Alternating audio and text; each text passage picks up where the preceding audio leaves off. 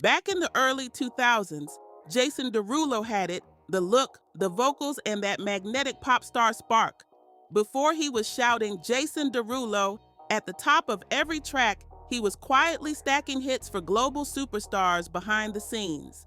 Then came his solo debut, and boom, the Florida kid went from writing hooks to flipping shirtless on stage, spinning midair, and belting out high notes like every show was life or death. It looked like he was on a one-way flight to R&B royalty, but he crash-landed somewhere else entirely. Because let's be real, that moonwalk didn't lead to a throne, it led to confusion.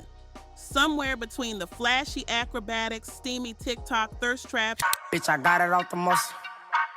You wanna fight on tussle? and auto-tuned anthems, the soul started slipping away. What once felt fiery and raw turned cold, robotic, and more about views than vibes. By 8 years old, Jason had already written his first song, a baby prodigy with rhythm in his blood. And before he could even drive, big names like Pitbull, Lil Wayne, and Pleasure P had him on speed dial. He was pinning hits and making bank while other kids his age were just begging their parents for lunch money. Wild, right? But Jason didn't just want to write the hits, he wanted to be the hit maker. After showing out on Showtime at the Apollo and snatching the grand prize in 2006, everyone could see it. The boy had star power written all over him. Soon after, he quietly inked a deal with Beluga Heights Records, ready to step out of the shadows and into the spotlight. Then in 2009, lightning struck hard. His debut single, What Ya Say, hit the airwaves and took over the world. That song was everywhere, cars, clubs, and phones, and it didn't just hit #1 on the Billboard Hot 100, it made Jason Derulo a household name, literally because he sang his own name in every track like a genius walking brand campaign. You couldn't forget him if you tried. Later that same year, In My Head climbed up to #5, proving he wasn't some one-hit wonder, he was here to stay. The industry was obsessed. Simon Cowell called him the next big thing. Lady Gaga said he was a freaking superstar and even brought him on tour for the Monster Ball. That's major. By February 2010, his self-titled debut album dropped, peaked at #11 on the Billboard 200, held its spot for 34 weeks straight, and went platinum. Talk about domination. Then came Future History in 2011 with the dance anthem Don't Wanna Go Home, which hit #14 and went gold. But fame's got a funny way of flipping on you because no matter how high you fly, gravity always remembers your name. Shana, that's the word. Jason had it all. The talent, the hustle, the discipline, and the kind of drive that could light up a city. But in the music game, talent alone doesn't guarantee survival. Sometimes the same fire that rockets you to the top is the one that burns you on the way down. And for Jason, that drop was coming fast. No safety net, no warning, just free fall. Buckle up because it was about to get messy. While Jason was hungry to keep his fame climbing, the critics started sharpening their pens. Behind all that polished choreography and camera-ready smiles, the industry began whispering. Maybe he wasn't ready to sit on the throne just yet. The BBC came for his debut hard, calling it hollow, fake, muddled, and drenched in auto-tune, brutal. Then came Future History, and even though Jason gave it his all, the reviews hit him like a cold wave. Entertainment Weekly wrote that while Jason swung hard, he often missed and questioned whether he had any identity beyond people-pleasing pop. Ouch. Other outlets described his sound as safe, synthetic, and too commercial, saying it felt like a body with no heartbeat. All shine, no soul. And for the first time, the charts backed up the critics. Future History sold nearly half of what his debut did. The magic that once made fans rush to stream his songs was fading fast. Tracks like Breathing and Fight For You got some airplay, sure, but they didn't stick. The fire was flickering and people were starting to look away.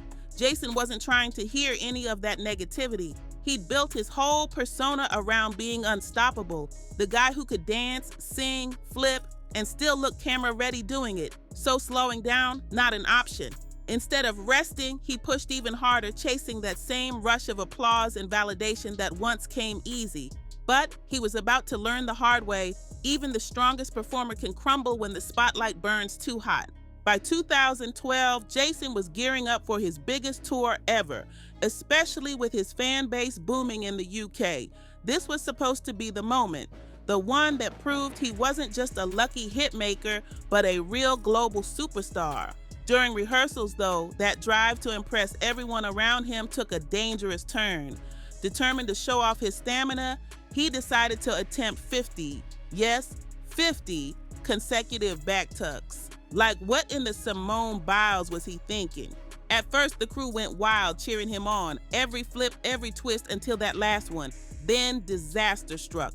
Jason landed wrong and snapped a vertebra in his neck.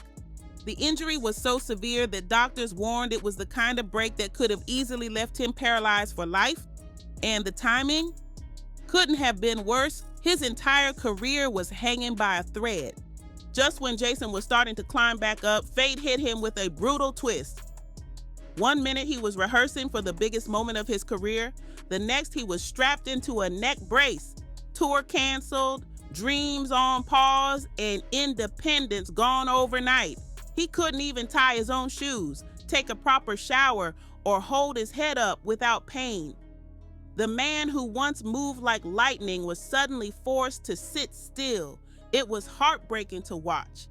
When he finally made it back to the spotlight, fans thought it was his big comeback, his redemption arc. He was announced as a dance master on the Australian show Everybody Dance Now, a gig that should have marked his grand return. But instead of a victory lap, it turned into another flop. The show got canceled after just a few episodes because of low ratings. Brutal. Still determined, Jason went back to what he knew best, the studio. Between 2013 and 2015, he dropped 3 albums, grinding hard to regain his momentum. But the spark wasn't catching fire anymore. His 2013 album Tattoos didn't even get certified in the US. And a few years later, Variety reported that Jason hadn't had a major hit in years. Quietly, the once unstoppable star faded from the front lines of pop culture. The same guy who was once hailed as the future of R&B and pop had become an afterthought in the very scene that once crowned him king. Part of it was timing. Music had shifted. The world wanted moodier sounds, deeper lyrics, and rawer stories.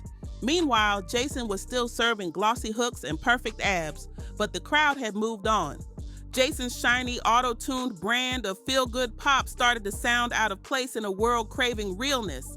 Fans were shifting toward vulnerability, imperfection, and raw emotion, and suddenly, Jason's polished image felt outdated. But that wasn't his only problem.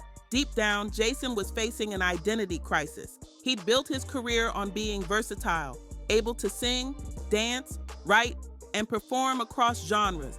But that same versatility turned into invisibility. He could do everything, but nothing that truly defined him. Jack of all trades, master of none. And that was starting to sting. Later, Jason opened up to Billboard about the chaos behind the curtain. He admitted that after his rocket-fast rise to fame, his team didn't really know what to do next. There was no clear vision, no brand foundation. He said, even though I had sold millions in America, people still didn't know who I was. That's wild, to be everywhere, yet feel unseen. Another issue ran even deeper. Jason had been marketed as an R&B artist when his sound wasn't strictly R&B at all. His own manager confessed that the confusion ran so deep some listeners didn't even realize Jason was black just from hearing his music. The industry loves its boxes, its neat little categories, and Jason never quite fit into one. So when the labels couldn't figure out which shelf to put him on, they stopped trying. Fed up with being underappreciated, Jason told the US Sun he walked away from his label in 2020, ready to start fresh. He expected record companies to come calling right away. But when he checked his phone, it was silent. Nobody was knocking. For most of his career, Jason had a squeaky clean reputation, the nice guy of pop. But in 2022, that picture-perfect image started to crack wide open. According to TMZ, Jason got into a heated physical altercation in Las Vegas after 2 men allegedly called him Usher.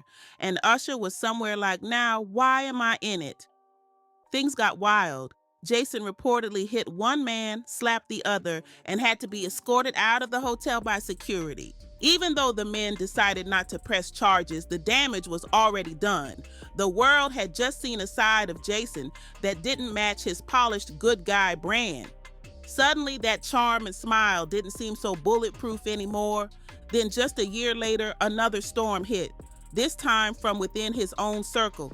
Reports surfaced that Jason's longtime manager and mentor, Frank Harris, was suing him for a whopping $1 million in unpaid commissions. After 23 years of working together, the very man who helped build Jason's career from scratch claimed that the singer had walked away from their oral agreement when they split in 2022. Talk about betrayal drama.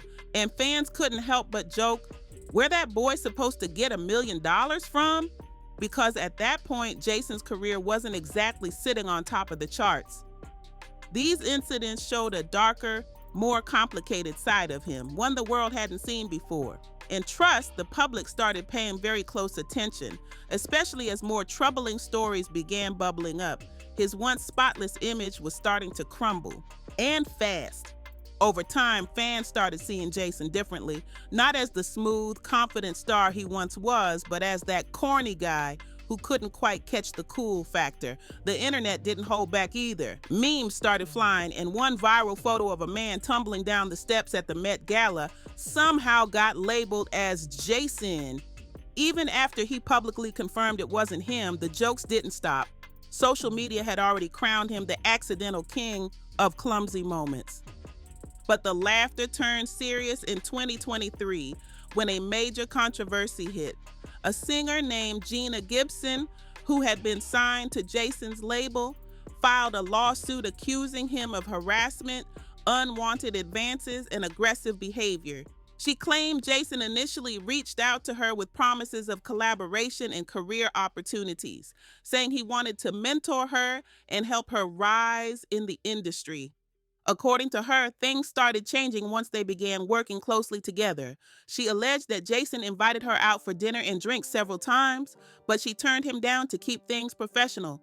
Later, he reportedly urged her to drink with him in the studio. She kept saying no until one night she finally gave in. That's when, according to her lawsuit, Jason allegedly pushed boundaries and made her deeply uncomfortable. The accusations shocked fans everywhere.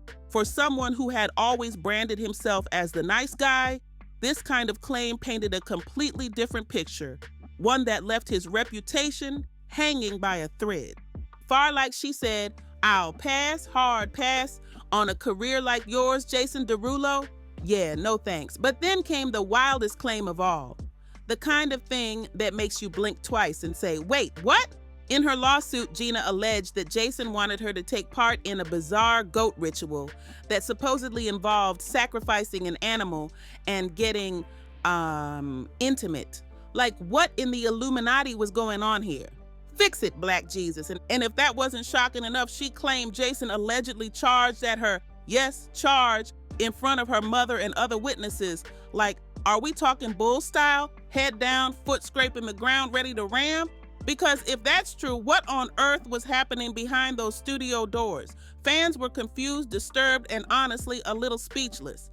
Jason, of course, denied all the allegations. He called the claims false and damaging, but the lawsuit still made headlines everywhere. In the end, the case was dismissed, but only due to a technicality, not a full clearing of his name. By then, though, his image had already taken a serious hit. But just when people thought Jason's career was done for, he pulled a move no one saw coming.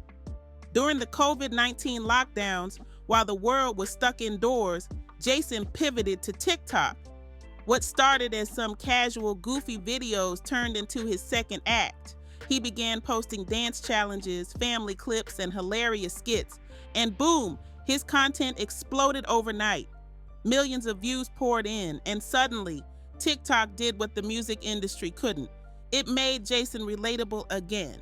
But make no mistake, mate, this wasn't luck. Before posting a single video, Jason had already met with TikTok's head of music partnerships and artist relations. The man had a strategy, and this time, he was playing smart. Jason didn't just stumble onto TikTok fame, he planned it. He told TikTok's head of music partnerships straight up, "I want to be #1 on this platform." And honestly, he meant it. That bold confidence paid off big time. Suddenly, the attention he was getting online turned into a flood of real-world opportunities. Brands were calling, partnerships were stacking up, and Jason was cashing in on the momentum. He even dropped a book on social media strategy, showing fans how to turn clicks into coins. Then came his own lifestyle line, LVNKA, and a step into the creative world with a graphic novel released in 2020. The man was reinventing himself one project at a time.